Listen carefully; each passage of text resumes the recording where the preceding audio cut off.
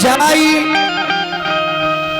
जब तपेश्वर भाई गौले नु बेचारा हमार भाई चल गई। इबरा कलाकार 1 लाख बाड़े, लेकिन दुगोला अगर पूछल जाए देहात में घूम के को घास करे वाला से तो कोई जे दुगोला माने विजेंद्र गिरी तपेश्वर चौहान।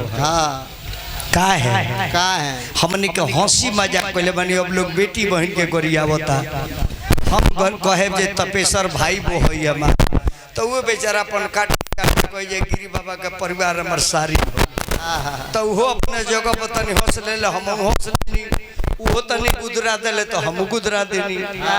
तो दुगोला गावे खातिर बोलावत रे। अभी राते फोन आई रहा महात्मा बाबा के है खातिर कौन ऐठा के भेज दी का करे के बा। हम कहे उनके के ना प्रेम भी जा रहा। तो जब तपेश्वर भाई गौले काहे कि जानू गाना जितना भी सीडी मेरे हुआ कैसेट में सुनले बानी, चौहान के एको गीत ना हो, सब गीत हम अपना हाथे लिखी जे भाई तू हई गा दी हो, हम हई गा दे, हई एगो तरह के काट देतानी ना तो बेचारे के काट समझे में नहीं आवे। हम कहे एगो ले लो, एगो हमरा के दे दो, तो ऊ गवले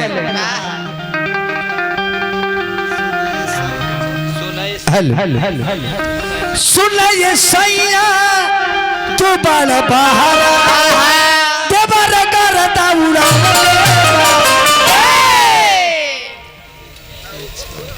एक 56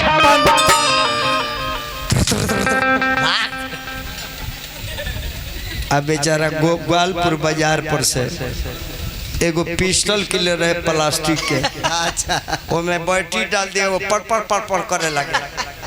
एक बार जान जाइए हमारा कौर को के जवान पड़पड़ाता तले बैटरी खत्म रहे।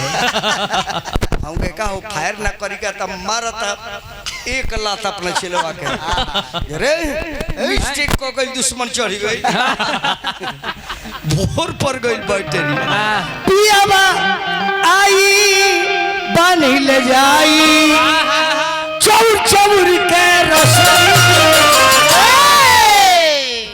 तैयारी रह सब पियावा आई अरे बानी ले जाई चौर चौर के रसोई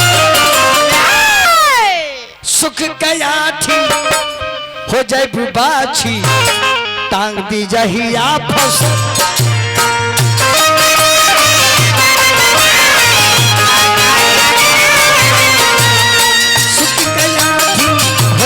बाछी तांगी रहिया फसनी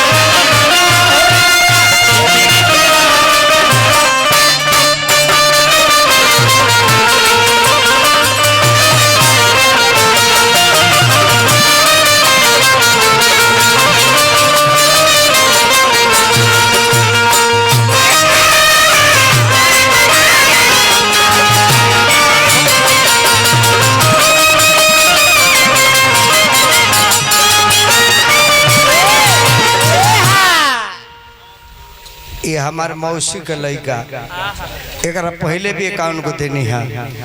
आई अशोक कुमार बाबू नो, अशोक बाबू हमारा के 31 रुपया दिल बनी। जय हिंद सर, कलेक्टर बनलू, पढ़ के कलेक्टर बनलू जिला के ना केकर बेटा हुआ,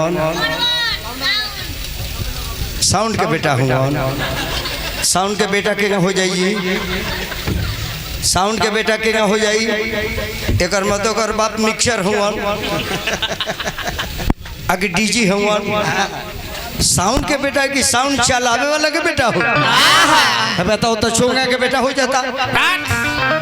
ए गोरी बालू काची हो जाए बुपकी, पियावा के घरवा चलावे लगबू चौकी।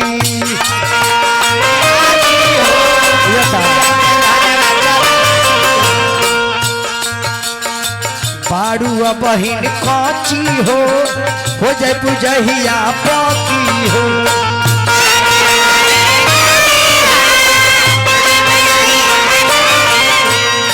गिरी के घर राजा कह रानी भीज लगबू चौकी हो।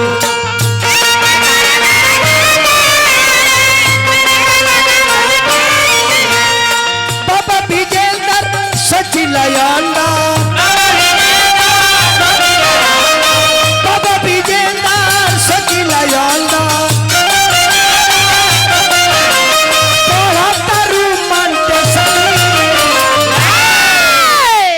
सुख गयाठी अरे हो जाए बाछी टांग दी जहिया फसरी में।